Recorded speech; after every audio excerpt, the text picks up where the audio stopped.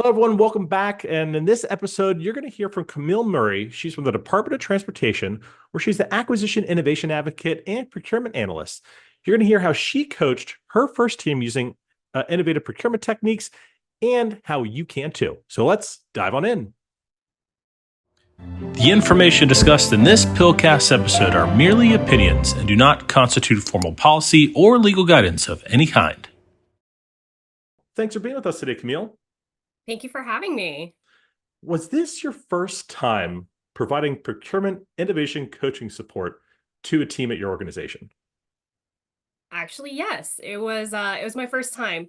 Historically, DOT, like a lot of the other CFO Act agency, participate in a gov-wide acquisition innovation advocacy council.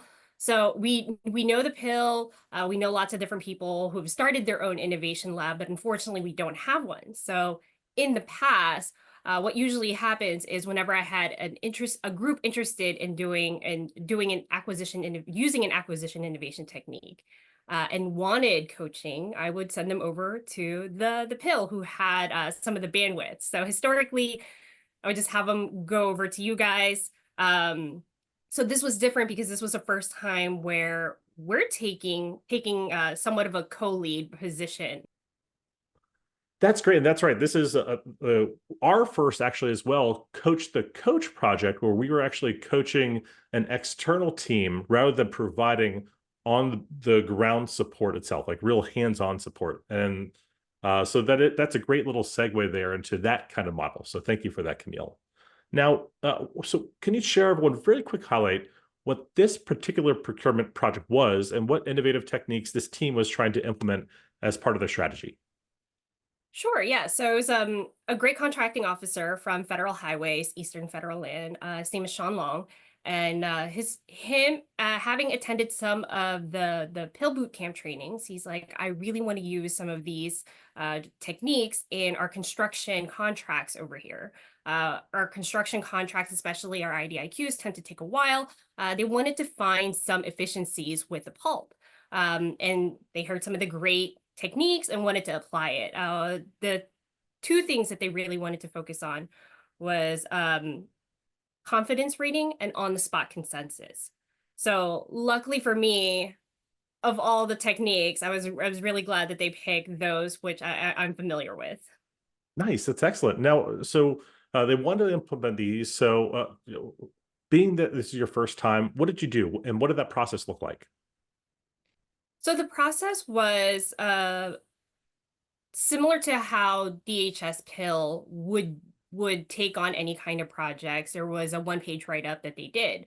The only difference was David pulled me into it and was like, "No, you're gonna help coach this now." And I was really shocked and I was really surprised at first because I haven't been in an operational position in a while, and I was really worried about taking on this endeavor. Like a lot of apprehension, but every time you work with the people from the pill, you just get the warm and fuzzy. So I felt comfortable with taking on this project. That's great. And what did you learn from it? So, like, with all was said and done, what's something you learned from the experience itself? What I learned is this is doable. I think, again, I was really fortunate enough that the two techniques that they wanted to use are something that I'm familiar with. I was really apprehensive with the whole construction portion because I'm not familiar with construction contracting, but that's not what I needed to focus on. As a coach, they need help on implementing acquisition innovation and getting comfortable with using it, getting their program office comfortable using it, getting the legal aspect used to it. So that was more of the support that I provided the team, as well as if they needed any kind of template or had some questions, I would help research those. Let's imagine if there's someone out there thinking about providing procurement innovation coaching, but they're hesitant. What would you say to them? I would just say do it. There is a clamor for the need within each agency to have dedicated coaches. Within DOT, I'm hearing it from the operating administration at the gov-wide level. You're hearing about all of these new labs coming up. So there is a need for it. And what I found was within DOT, when I started this conversation of starting our own coaching cadre, is there are coaches who are willing to do it.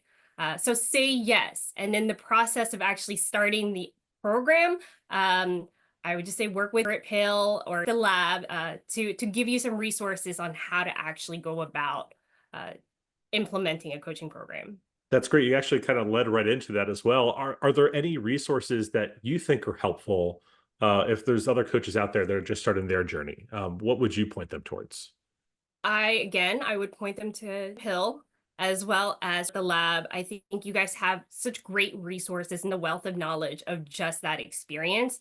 Uh, they already have templates on like the structures of how to conduct your follow-on meetings for coaching. So that was really helpful.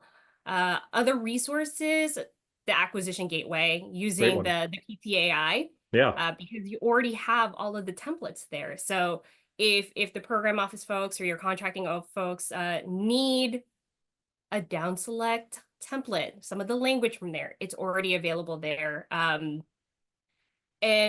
another resource that I think would be very helpful is facilitation, any kind of facilitation training. And with that one, I actually worked on the Civilian Services Acquisition Workshop with Jonathan Evans over at GSA. I would recommend anybody, if you have the bandwidth, like to take the training. This is probably one of the most worthwhile trainings I've ever taken, just because it makes you so much more efficient in meetings, and especially in areas where you guys are starting new and you have, the different program offices with different mindsets. You need the coach's job is really to facilitate all of that conversation, so everyone is on the same page. that's great. Great resources. All those resources that Camille just mentioned, I'll drop them down in the actual description box below so you can find them. Thank you all so much for joining us today. Really appreciate it. Camille, thank you for being with us. This was amazing and such a great feedback and great information you have for everyone out there. So thank you. Thank you again. All right, everyone, be sure to like this video, subscribe to the channel, hit that notification button so you get all the latest updates, and we'll see you on the next PILCast episode. Bye, everyone.